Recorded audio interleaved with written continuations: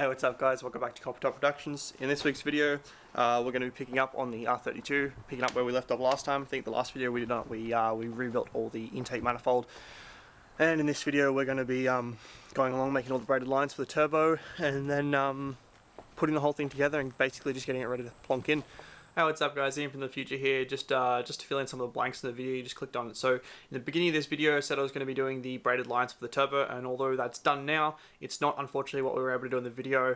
The majority of the video was spent doing the intake manifold and the exhaust manifold, and these were done after hours when it was too dark to film. I just wanted to get them done, and they are done now, and in the next video, hopefully, fingers crossed, we'll be putting the engine in, which is awesome. But just wanted to fill in a blank there so that you guys don't watch the whole video and go, well, where the hell are the braided lines? Yeah, the majority of the day was unfortunately spent on a bad thread, and although that's fixed now, it was a massive stitch up. It took like a couple hours, so apologies for that. Hope you enjoy the video, and leave a like and a comment down below, and I'll see you in the next one. Catch ya. So yeah, I'll take you guys through and run you through all the bits and fittings and all that sort of stuff that we got ready for the car, and we'll jump straight into it. Alrighty, well, I've got everything here nicely laid out, easily for me to be able to explain what everything is and what everything has to do. I'm not going to lie, there has been a few things done off of camera, just small things that weren't worth filming, or big things that definitely weren't worth filming just because it was very, very, very boring and incredibly excruciatingly painful to do. Things like drilling the RB25 oil return hole, which was a 25mm hole, which was drilled with a 25mm drill bit that I had to buy especially for it, and then tapping it with a special tap that I also had to buy especially for it.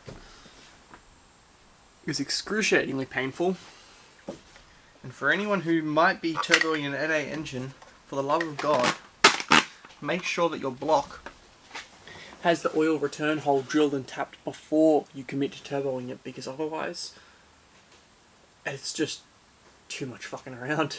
It was honestly the most excruciatingly painful thing I've ever had to do on the car. Enough of that though.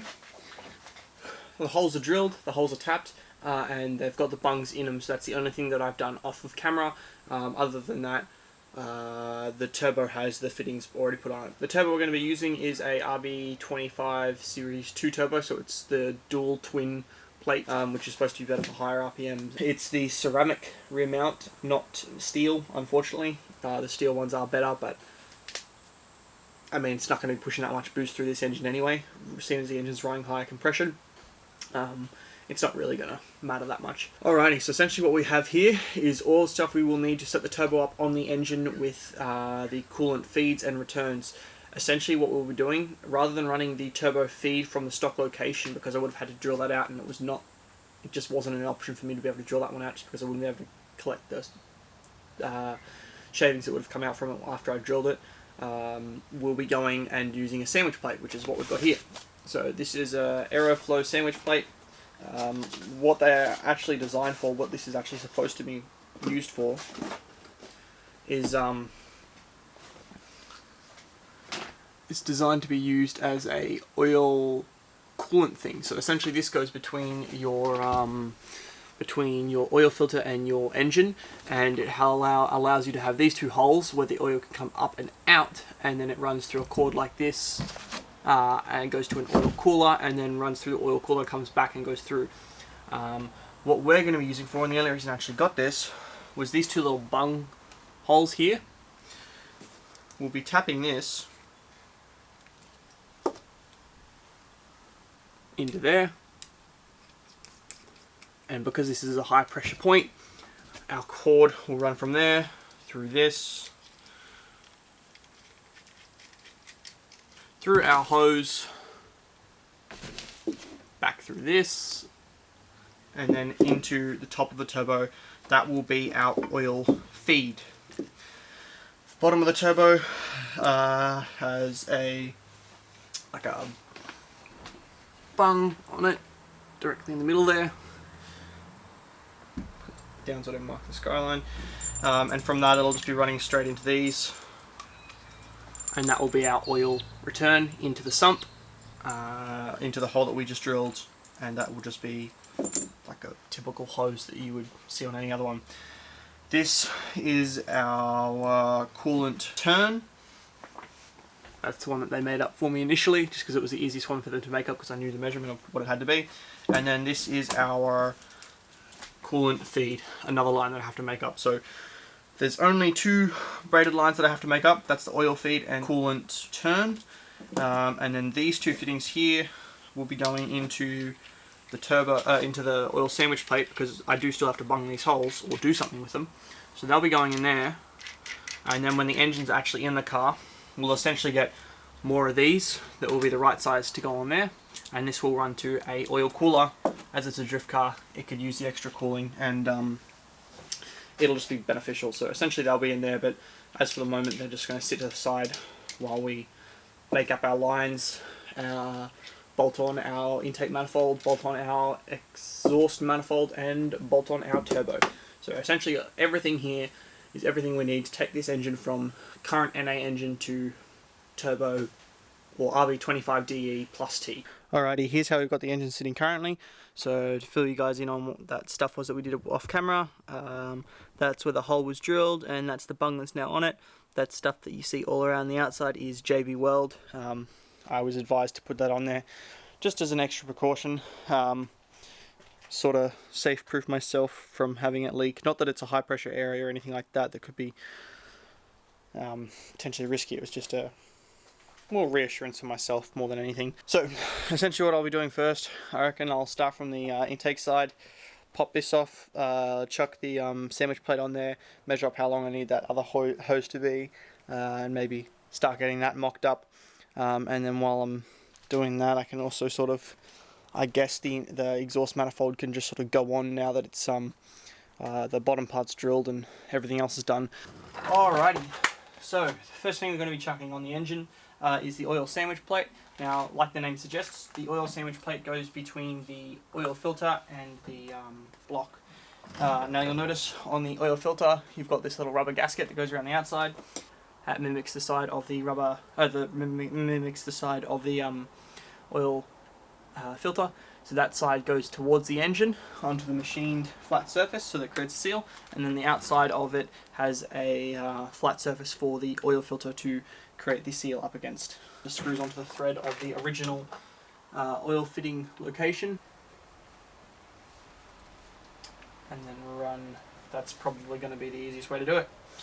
Have it going directly back, because there's nothing back here for this to really hit or impact. This will have to run, I guess, I think you go back to the firewall and then along the side to the front corner.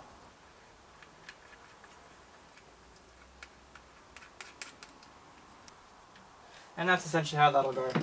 I think that's the only way it can go. So our line will run from here directly up, probably over these two tabs, underneath, nicely tucked underneath the intake manifold, and then around with into joint with the coolant line as well, because that has to run around the back, and then that'll just be both tucked along the back there. And then our oil cooling lines can run from here back to the firewall, run along the firewall, down the wheel well. I'm like 90% sure this will work in the position it's in. Alrighty, next. The main next thing we have to do is actually put on the exhaust manifold. So what I'll probably do, I'll give the exhaust manifold a clean up just so that I know it's a flat surface and it's not going to go on there already causing problems and having a leak. And then we'll chuck it on here. In the meantime, I'll get all of these off.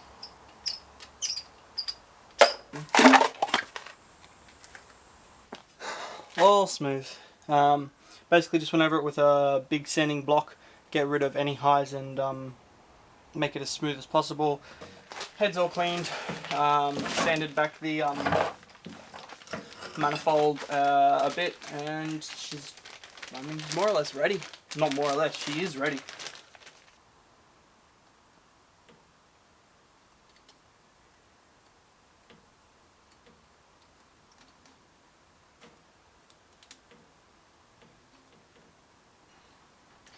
She's a bit stubborn to get on there, so she'll need some persuasive.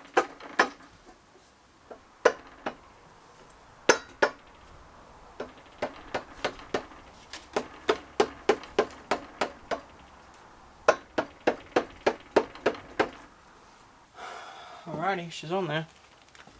31 Newton meters of torque, tightened from the center outwards. The reason we do that is because if you imagine it like a piece of paper laid in a flat table, if you hold the end of it and then hold the other end and then get somebody to flatten the center, there'll be creases and there'll be bumps.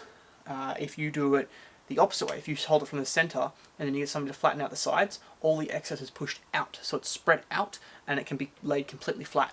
Now, although on a completely different scale, it's the same theory.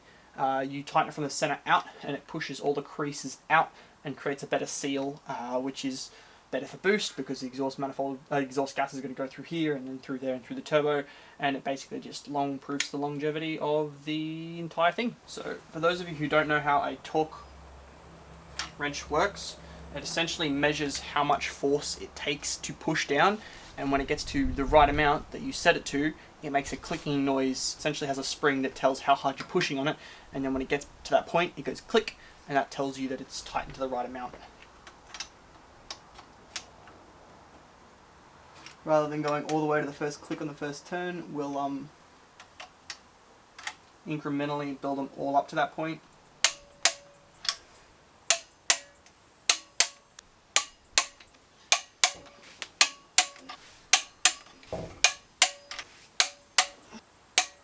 Alrighty, exhaust manifold is on.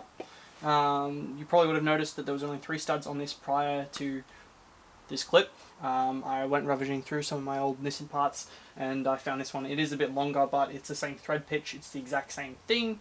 It's just a slightly longer version. Set to put the turbo on. Let's chuck her on.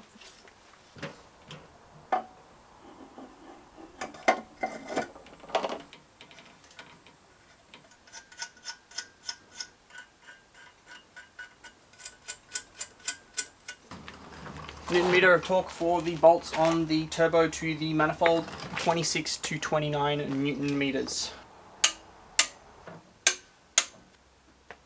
Alright, they're all, that one's done to spec, and they're all as hard to push as that one-ish. So I'm sure they're all at least above the 23 mark.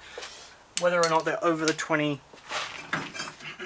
mark, who knows. Alrighty, so what we're going to do now that the turbo is actually strapped on, this hide is all actually bolted up properly. Before running any lines, I'm going to jump over and put on the intake manifold side just so that it's on, and then it'll be a quick process of, okay, it's on, now I can run all the lines and cut them all and do all of that in one go. Jump over there and do that. We're ready for it.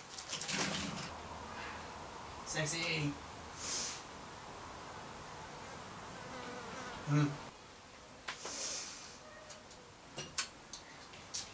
They put 2 studs on, bolts, so when assembling you can just tighten these ones on and holds the weight so you don't have to hold it, which is fantastic. Thank you, Nissan, you did something right.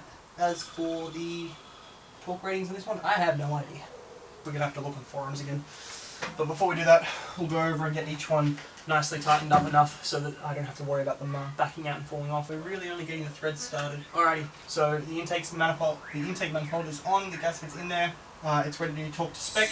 I've gone over and grabbed the other manifold just to try and figure out which number is which, because honestly I've already given this one crack and it's absolutely fucking confusing. First one is the 3rd from the back at the bottom.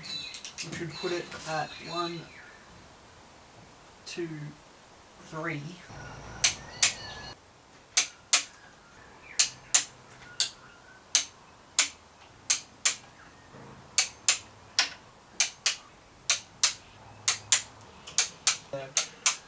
Now we'll jump it up to 20 Newton meters. The top is, we want the heaviest side at 22, so 21, 22.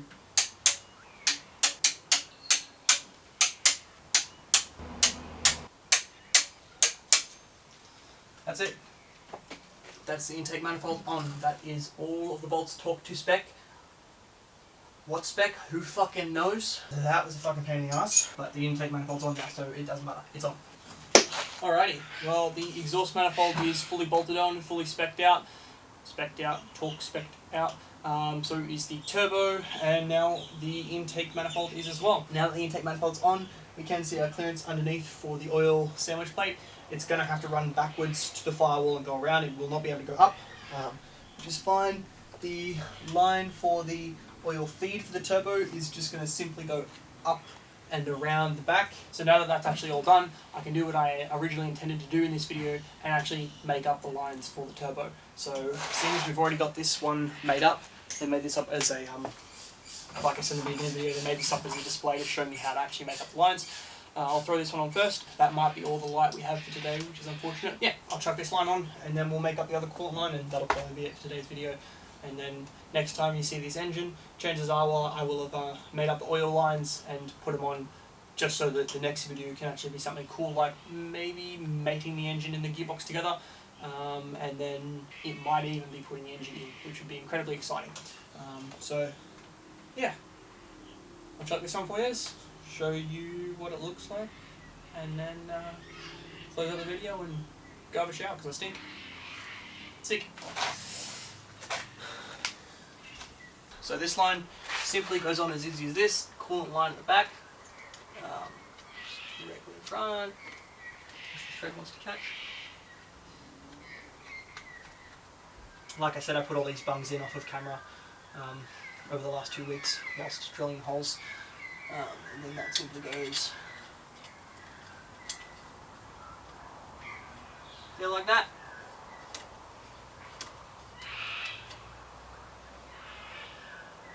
And that is the first line on the engine done. Alrighty guys, well we're running out of daylight. I don't have any lights out here unfortunately, so it's just not great for filming. I will end the video here. I hope you guys have enjoyed watching me fuck around with my RB, rethreading, making threads and doing all sorts of stupid shit. If you have, hit that like button, lets me know that I'm doing well. And if you haven't done already, hit the subscribe button. That number going up helps me stay motivated to do more work on my cars, and just all around helps me stay motivated to do more stuff for the YouTube channel, which is ideally, if you're clicking that subscribe button, what you want more of. Fingers crossed I can get my shit together enough to be able to throw the engine in, and then it'll be some cool fast-paced videos of just getting this thing on the road or running. So yeah, anyway guys, I'll catch you next one.